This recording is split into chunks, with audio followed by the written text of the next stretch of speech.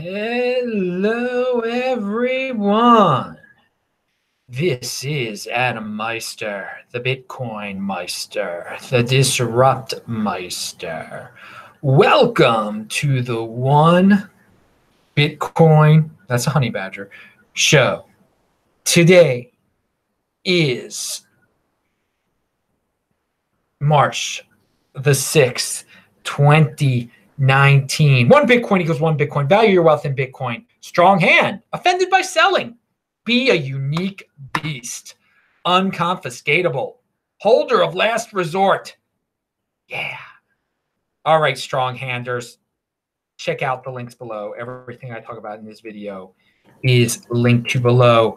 We're going to start out by talking about this Facebook coin.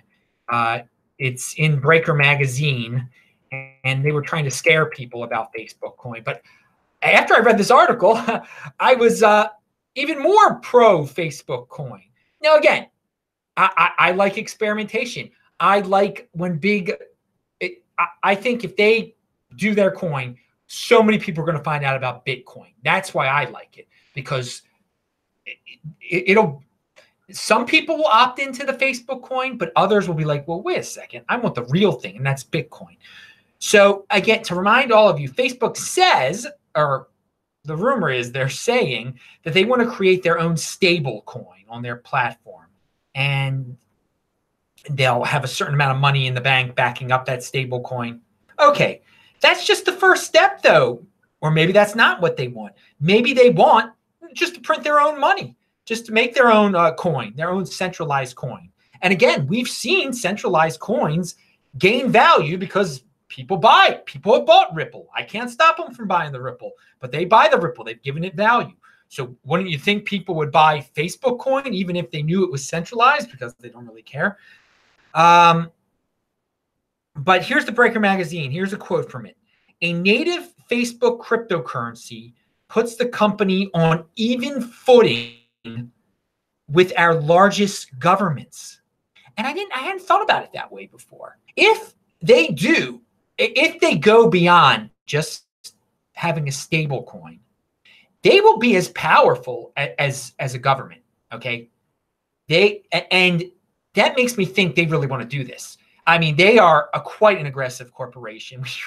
We've seen what they've done with sharing people's information, getting people's information, giving dopamine hits to little kids, making people feel sad when they don't get thumbs up. I mean, they're aggressive, okay? They're like scary, technical aggressive. And why not aim to be on the same power level as a country? And you know what?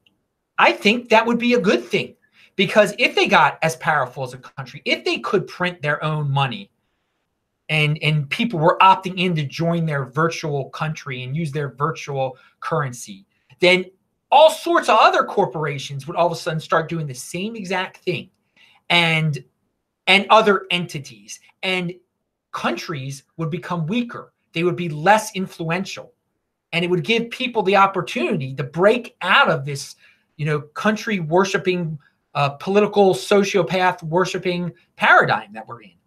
At the same time, all of a sudden you'd have all these residents of the internet, or internet addicts, or social media addicts, should I say, getting all sorts of cryptocurrencies that are controlled by centralized entities, but many of them would then find Bitcoin.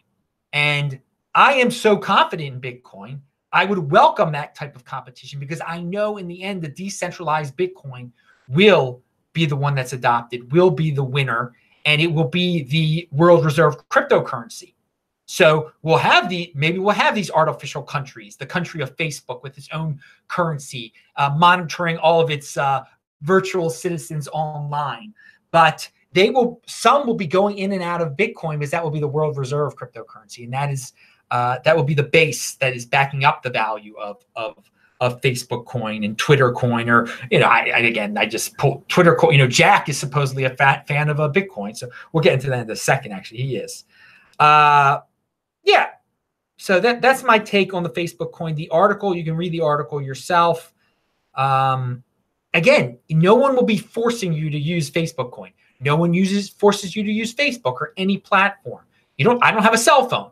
No one forces you to have a cell phone.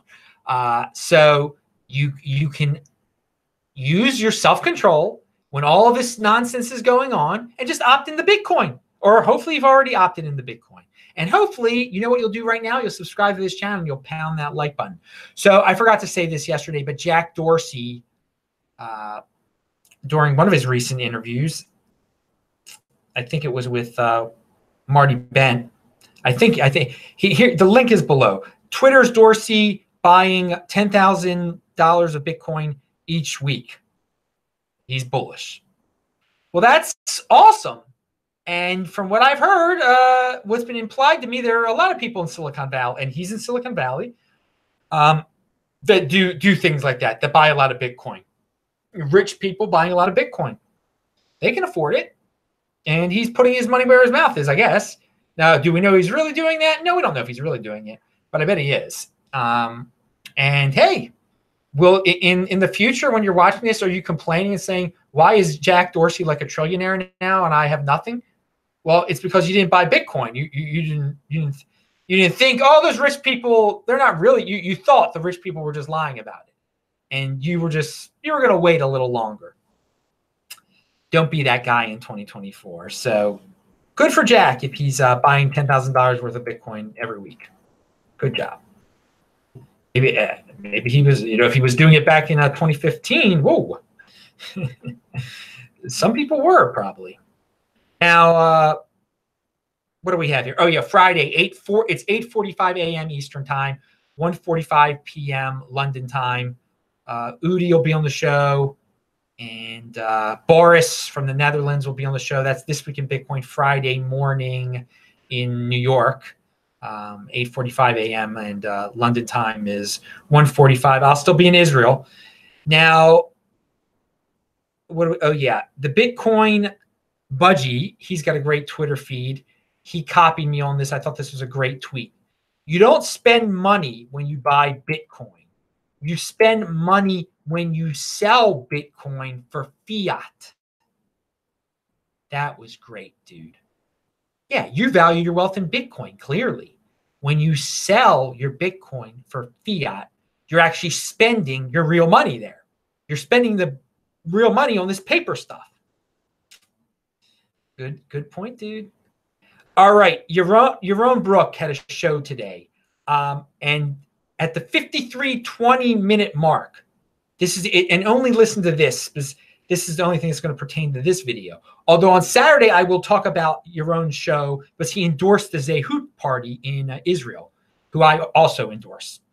But so if you're in Israel, please vote for them. I think it would be a good idea to vote for the Zehout party in the April elections. But we'll talk about that on Saturday. That's for the Beyond Bitcoin show. Check that out on Saturday. But what he at the 53:20 marks, someone asked him, anything positive happening in the next 10 years, or is it all negativity and decline? And he kind of got a sad look on his face because. And he did give some examples of some things that he finds to be positive in the next 10 years, but he preaches a lot of negativity. He does talk a lot of negativity over the next 10 years.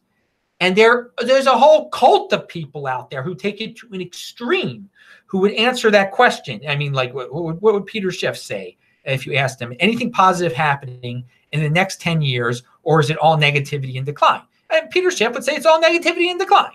And there's so many people that thrive off of that, and they're not really thriving. There's guys that have gimmicks off of it. They probably are thriving, but they're selling their product, which is supposed to make you learn more about this negativity and decline, so you can prepare for the negativity and decline. I got to tell you something. I mean, as you all know, I'm a very positive person, but I am. You can tell I'm incredibly pumped for these next 10 years. I mean, has Bitcoin altered your view of the future? And I hope the answer is yes, because it has definitely altered my view of the future. Now, I already had a very positive take of the future. I mean, I remember when you first heard about the internet, I like immediately right away, I got so pumped and I was young for the future. I was like, oh my God, the future's so exciting. And, I've always been a fan of space travel and just going beyond the Earth anyway. So, I mean, that's something to look forward to. But I just wonder if you're in this space and you you have like a negative view of the future, I mean, you got to look closer at Bitcoin. You got to just really understand what this is going to do, how the world is going to change here.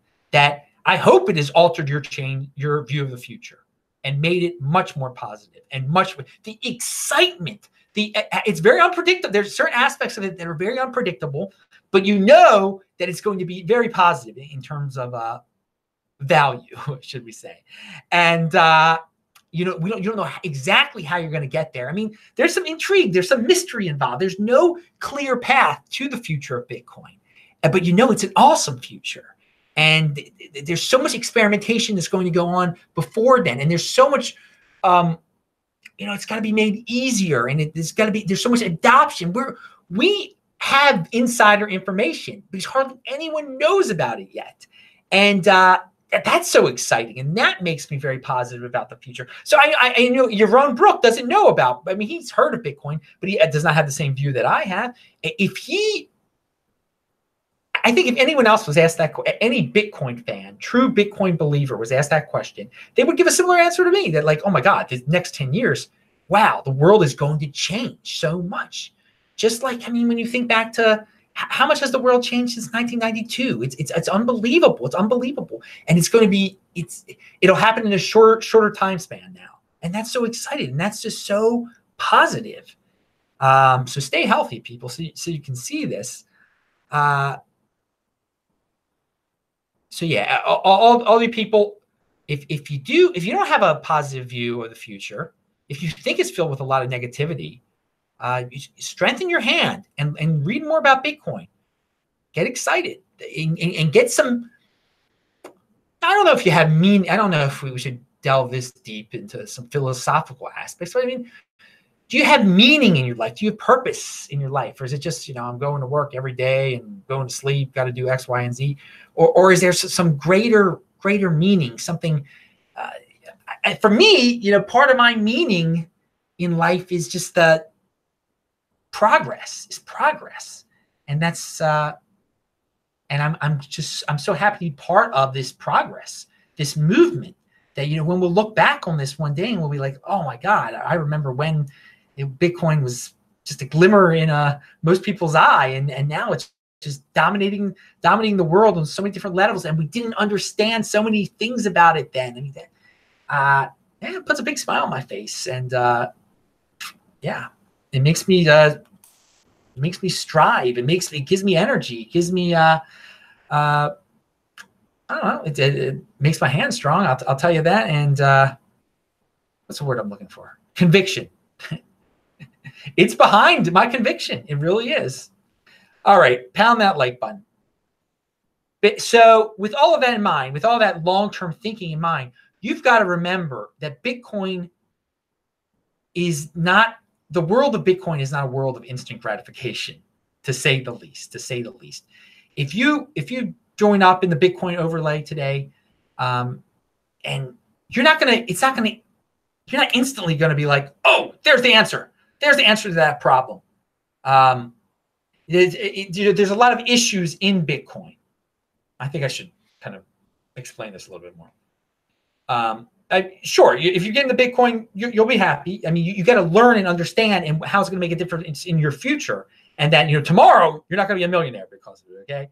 But in the long term, you're going to be much better off, okay? So in that way, yeah, there's no instant gratification. But also, everything in Bitcoin and in cryptocurrency as a whole, we experience a lot of issues. There are a lot of questions, okay? There are a lot of why did the price go down? Why did it behave this way? And why is the meme pool full? Or why did that company do that? And what is that? When's Lightning Network going to be ready? Or what did that move in Lightning Network mean? And who did that? And if you need exact reasons for everything that goes on in the space, and you can't wait at all, and you're not into studying, you need an answer now.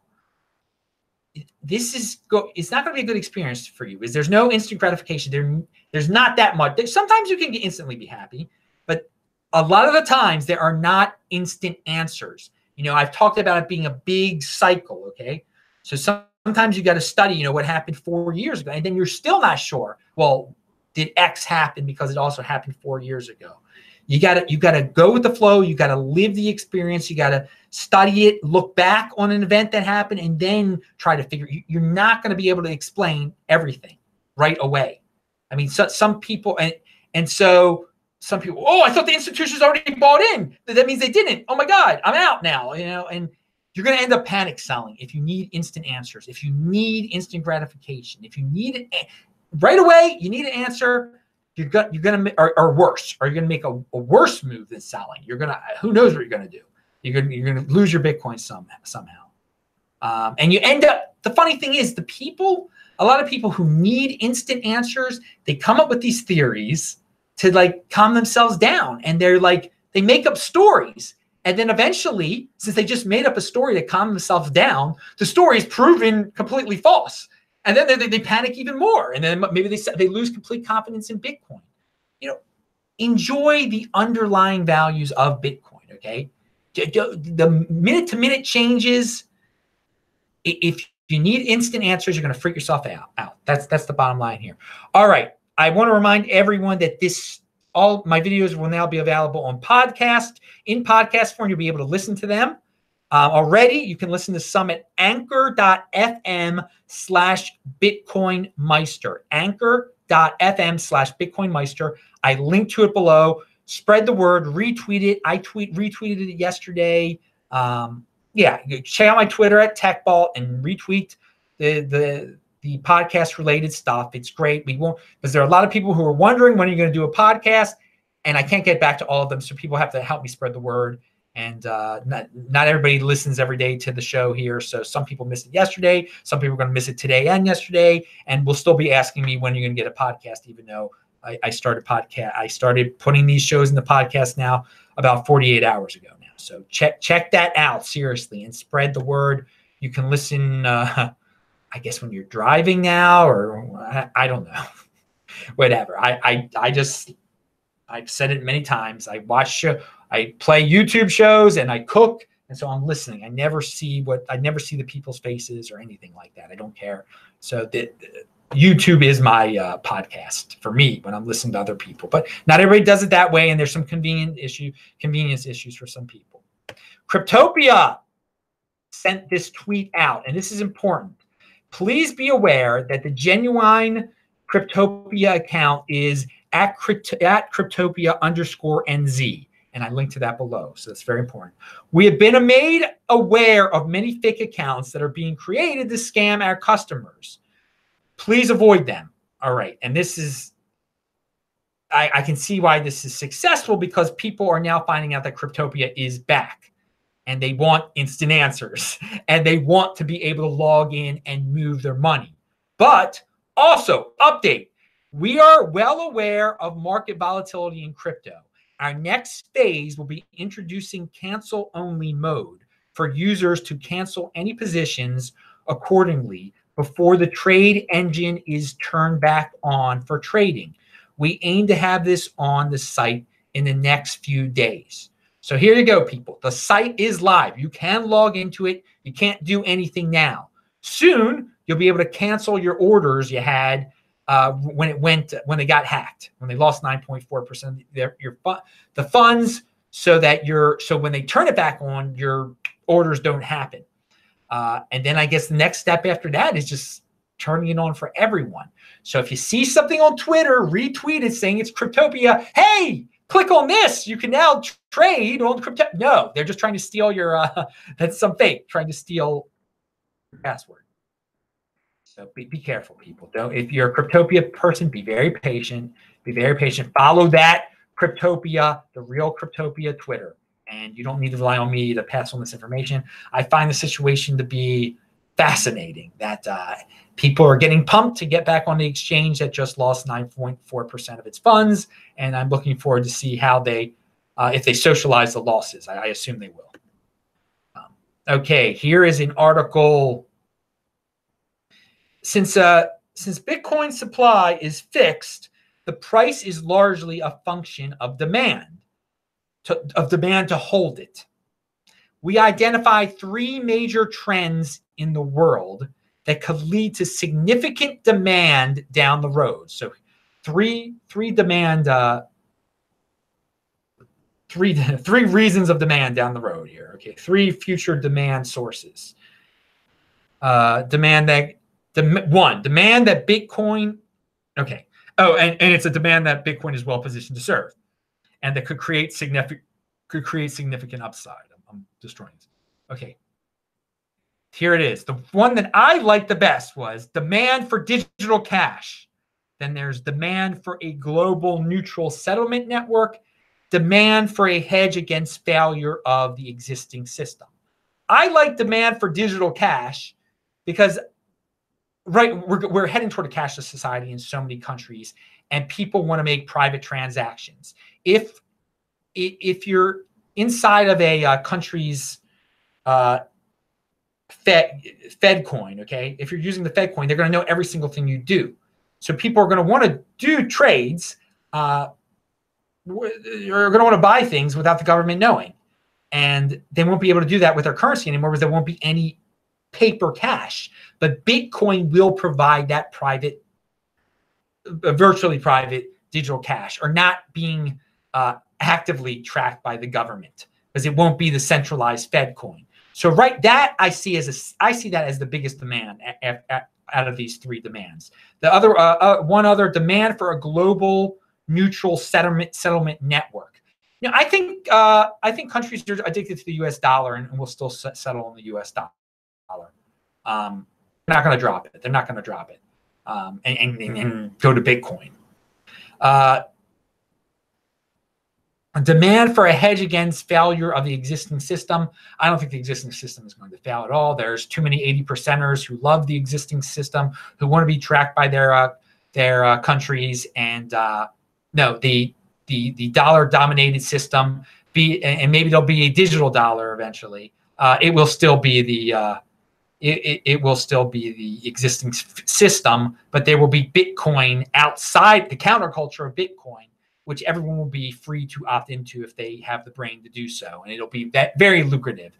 And many mainstream, it'll be quite mainstream on one level, but still the system that we live under now, the U.S. dollar being reigning supreme, it will reign supreme. It will reign supreme. But that's not a negative, people. That's not a negative, because you don't worry about the dollar. You worry about Bitcoin. You opt into Bitcoin. If 80% still want to be in the dollar land, that's great.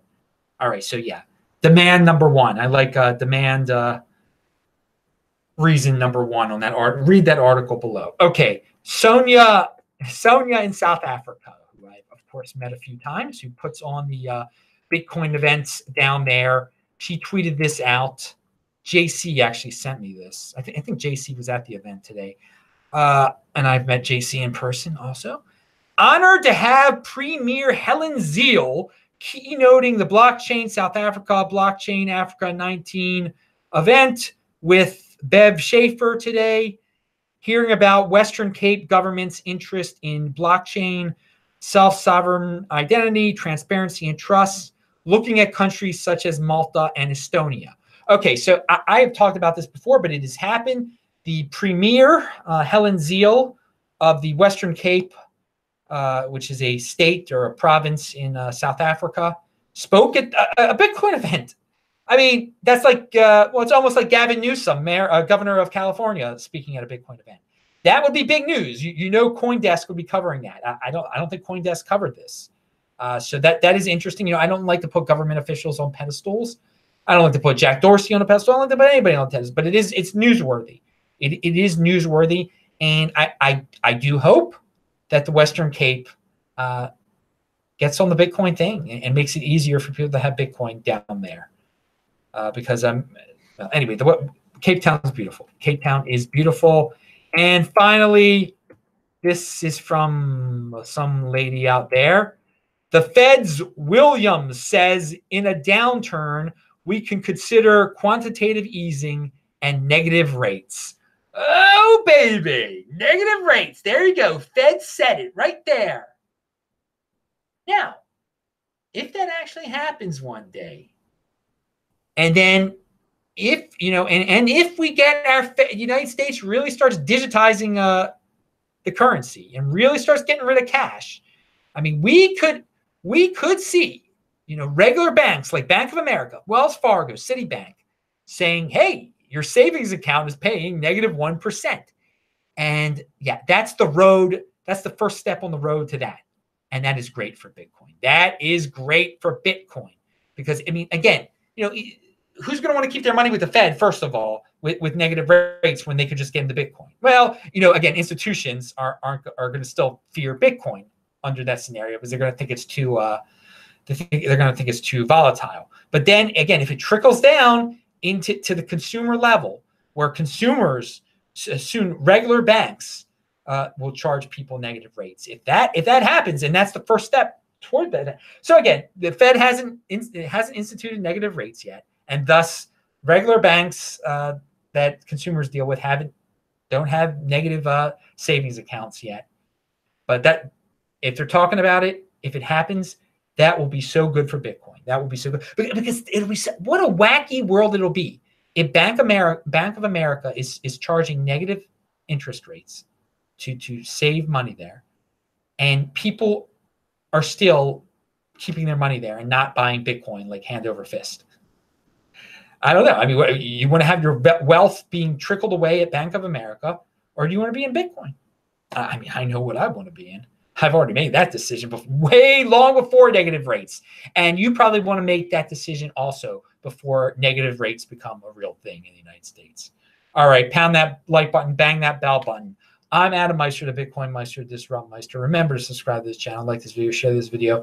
Check out the link section below. Follow me at TechBalt, TechBalt, disruptmeister.com. Subscribe to the channel. Check out that podcast, dudes. And I'll say hi to everyone in the chat right now. Bye-bye.